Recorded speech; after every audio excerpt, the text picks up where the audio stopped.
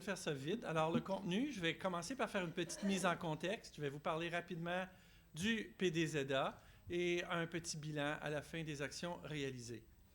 Alors, le contexte, bien, je pense que vous en avez entendu parler ce matin. Ça découle de la Commission sur l'avenir de l'agriculture et l'agroalimentaire, le rapport Pronovo de 2008. Dans ce rapport-là, c'est là que la notion des plans de développement de la zone agricole, les PDZA, ont été mis de l'avant. Le ministère de l'Agriculture a dit « Ah, c'est une idée intéressante, on va essayer ça en projet pilote et on va voir quelle sorte de résultats qu'on peut en tirer. » Alors, Roussillon faisait partie des 8 projets pilotes retenus par le ministère. Et donc, on a procédé en 2009 à 2010 à l'élaboration d'un premier PDZA avec les 7 autres à travers la province. Alors, Roussillon, c'est où exactement? Roussillon, c'est dans la région de Montréal. Vous avez ici une carte qui montre le territoire de la grande région de Montréal. Alors, vous pouvez voir le territoire de la MRC de Roussillon se situe immédiatement au sud de l'île de Montréal. Plus spécifiquement, ça couvre les municipalités de La Prairie jusqu'à Châteauguay. Alors, j'ai 11 municipalités, 165 000 habitants. Vous voyez en jaune, c'est ma zone urbaine et la bande verte, c'est le territoire agricole en zone agricole provinciale. Alors, notre contexte particulier, c'est une réalité socio-économique qui est vraiment métropolitaine. C'est surtout urbain pour la plupart de nos citoyens, mais comme vous pouvez voir, un grand territoire agricole aussi. 70% de la superficie du territoire est en zone agricole provinciale. L'agriculture, elle est dominée par les grandes cultures. On parle ici surtout de rotation de maïs et de soya, courant en Montérégie.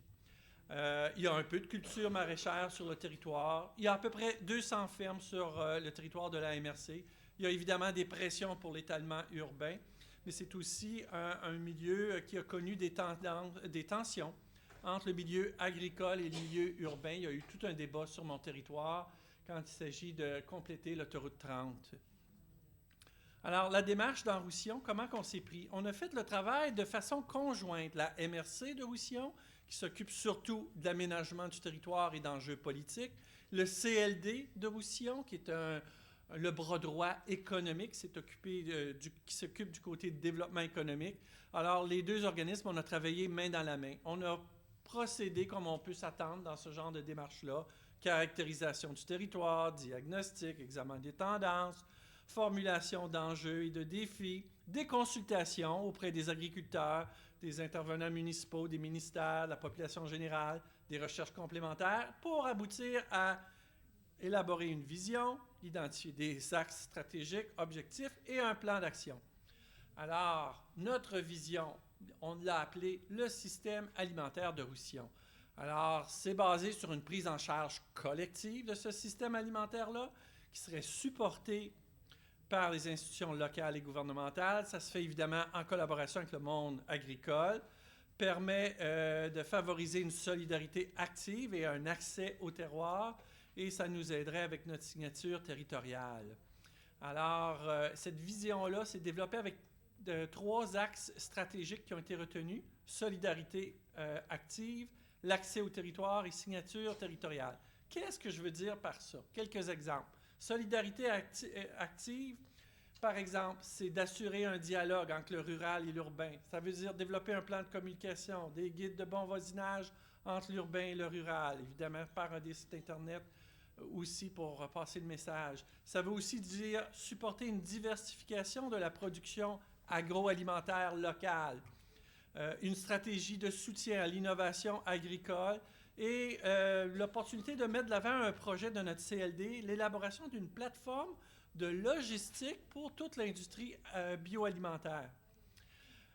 L'accès au terroir à cette heure, ça veut dire quoi? Soutenir l'achat local, des partenariats avec les marchés d'alimentation, la distribution de la production locale dans nos institutions sur le territoire, une stratégie évidemment de promotion d'achat local. Ça veut aussi dire développer un réseau de distribution à mode communautaire, favoriser l'implantation de marchés publics et d'encourager les initiatives agrotouristiques sur le territoire. La signature territoriale, quelques exemples. Bien, entre autres, c'est d'encourager la diversification de la production, développer un modèle novateur d'accès au sol par une fiducie foncière en contexte agricole. J'y reviendrai. Alors, le plan de développement, il s'est traduit par un plan d'action. Dans ce plan d'action-là, 38 interventions dans ces 3 axes stratégiques-là. Alors, sur les 38 interventions, 26 étaient d'ordre plus développement économique, donc pour le CLD. 8 étaient d'ordre plus aménagement du territoire pour la MRC et 4 étaient conjoints. Il y avait cependant des conditions importantes pour pouvoir faire la mise en œuvre. Ça prenait des ressources. Ça prenait un chargé de développement au niveau de la MRC, un conseiller agricole, agroalimentaire au niveau du CLD et un financement conséquent de la part du gouvernement du Québec qui nous incitait à s'impliquer plus dans ce domaine.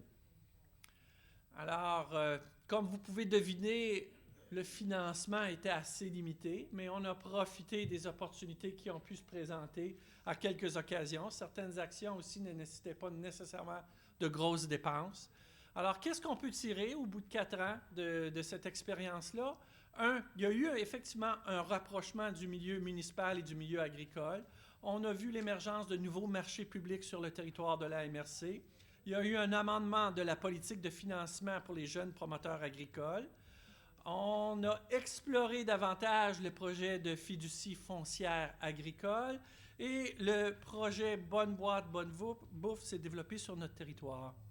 Si je reviens au rapprochement du milieu municipal et agricole, alors la méfiance qu'avaient les agriculteurs envers le milieu municipal s'est réduite considérablement avec cet exercice-là.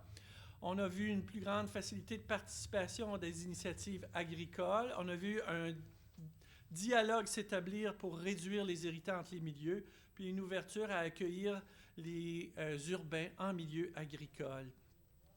Les marchés publics, maintenant, ça découle de l'accès au terroir. Ça a facilité le rapprochement des ruraux et des urbains aussi sur une base plus quotidienne. Ça offre un circuit court de distribution des produits locaux. Le CLD en a mis sur pied 2 sur des marchés publics d'été. Il y a eu une consolidation d'un marché qui est revenu récurrent. Les agriculteurs se sont pris en main via une coopérative et les villes d'accueil ont évidemment soutenu la démarche. L'amendement de la politique de financement a permis d'attribuer plus de subventions à l'entrepreneuriat pour des projets agricoles. Donc, on a vu un nombre de dossiers qui ont été supportés, le nombre a augmenté. Le projet maintenant de fiducie foncière agricole a été creusé davantage. C'est un mandat que la MRC a confié au CLD pour élaborer un plan d'affaires pour ce projet-là. Par un sondage, on a confirmé qu'il y avait un intérêt d'intervenants pour cet accès différent au sol. Le projet visait donc à donner accès aux terres aux nouveaux entrepreneurs agricoles qui voulaient innover. On a déterminé les conditions qu'il fallait pour pouvoir éventuellement avancer dans ce projet-là et on a aussi identifié que le financement pouvait être mixte, tant privé que public. Finalement, le projet Bonne boîte, bonne bouffe, c'est aussi pris de l'expansion au cours des suites du PDZA. Alors, le but, c'est de rendre accessibles des boîtes de fruits et légumes en saison aux familles moins bien nanties. Une partie des produits proviennent de la région immédiate ou tout près. Ça a été élaboré avec le concours du C3S et ça encourage, bien entendu, les saines habitudes alimentaires. Alors voilà, ça fait un survol rapide.